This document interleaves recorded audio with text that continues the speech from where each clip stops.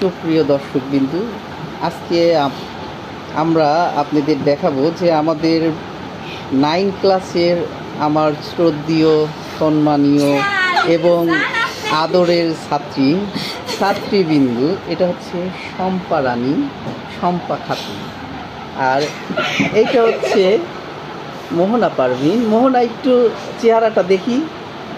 মোহনা একটু এইদিকে দেখাও, ঘুরাও চেহারা।